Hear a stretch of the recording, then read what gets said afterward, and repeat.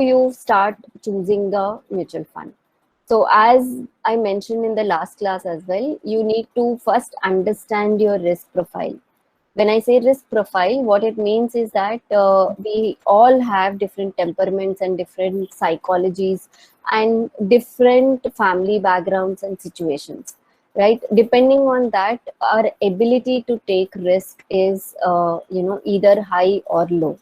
And it's not necessary that risk is always the same. As in, today I may be high risk taker. Tomorrow, if my family situation has changed or my income situation is changed, my risk taking capacity also undergoes a change. So I may, if I have lost my job recently, then I may not take that much risk as I used to take earlier. Or if I have a pay cut, I won't take risk as much as I used to take in the past, right?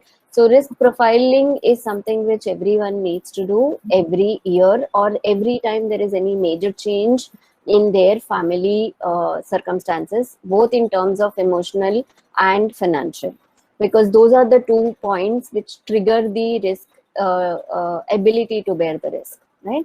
So if you are a high risk taker, the way you choose your mutual funds are different. If you are a low risk taker, your way of choosing mutual funds are different. Your investment avenues are different. Okay. So the first factor to consider is decide on what is your ability to take risk. Are you an aggressive risk taker or moderately aggressive or moderate? Now, how do we do this? There are various risk profiling questionnaires that are available online. You can go and take that questionnaire once in a year or every time there is any event which triggers you to check your risk profiling. That's when you will go through this risk matrix and figure out, are you an aggressive risk taker or moderate risk taker or whatever the category that you belong to. Once that is decided, go to the next slide, please.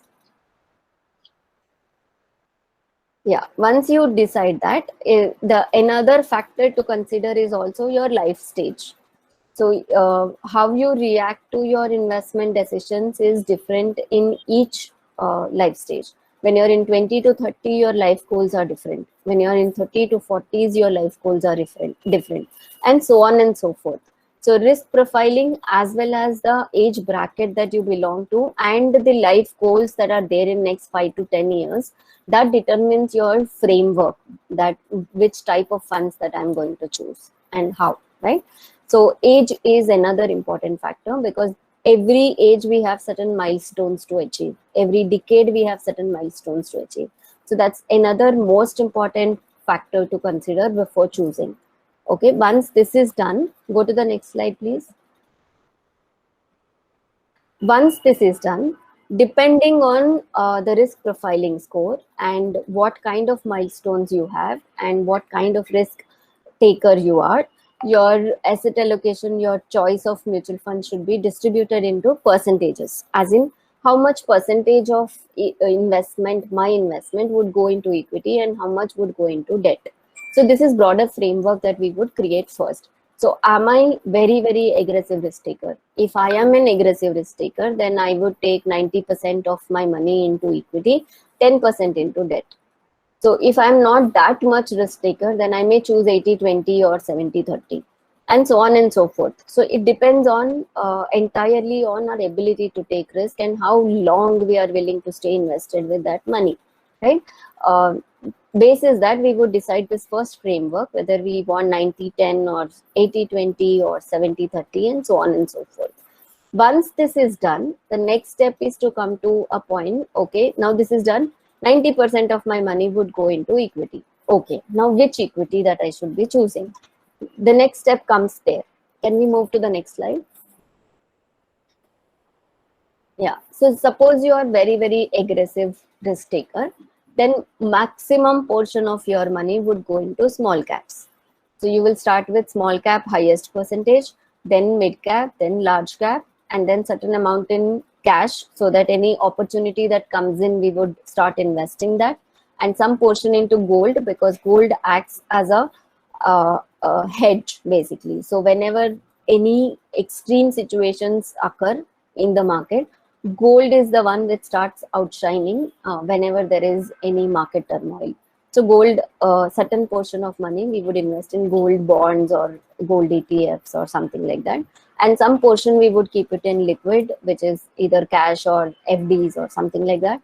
So that if there is an opportunity to invest, if there is a market correction and there's an opportunity to invest, we would invest into equities at that point in time. So very aggressive investor would choose higher amount into small cap, then mid cap, then large cap, and so on and so forth.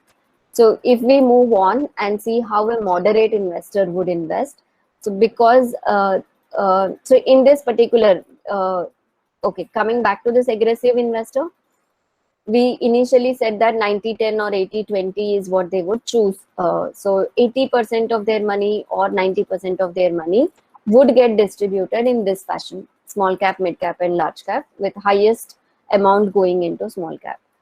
When we move to a moderate investor, what happens is they decide to do 60-40 or 50-50, something like that.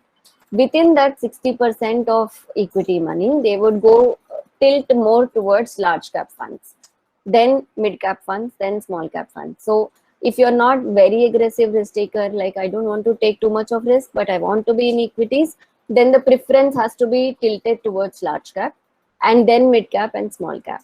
So the risk profiling works like this. If you're a highest risk taker, your most allocation would be into small cap. If you are on the lower scale of risk taking, then your highest allocation would be into large cap funds. The reason why do we do this? Okay, large cap funds are supposed to be the most safest funds when we talk about equity as a bracket. Within equity, large caps are the most safest bets to go into. You would definitely make better returns than your FDs and debt instruments. So, and also participate in equity, right? So large caps come with less risk, but small cap comes with highest risk. So if I'm an aggressive investor and I have time in hand, then I would take such bets which would give me highest returns, and I would tilt more towards small cap. So your portfolio allocation hence is determined basis the risk profiling that you choose.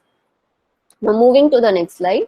If you are very conservative investor, then highest amount is in large cap, mid cap, and small cap is completely removed, because conservative investors do not want to see huge losses on their portfolios. If somebody is such that I want to participate in equity, I want to get little extra returns than my debt instruments, I don't want to see my capital being at loss at any point in time, then small caps needs to be avoided for such kind of investors, right? So this is how you decide and come up with a percentage, how much money of mine should go into large cap, how much money of mine should go into mid cap, and so on and so forth. So as I mentioned in the previous slides, first you will decide which risk profiling that I belong to. Then you will say that, okay, what is my age group and what are my milestones for next 10 years? Where should I be reaching in terms of my financial goals? Depending on that, you will decide this framework. Then you will say that, okay, I want to have this much percentage in large cap, this much into mid cap, this much into small cap, and so on and so forth. Okay, this is how you start with, creating a framework. Go to the next slide, please.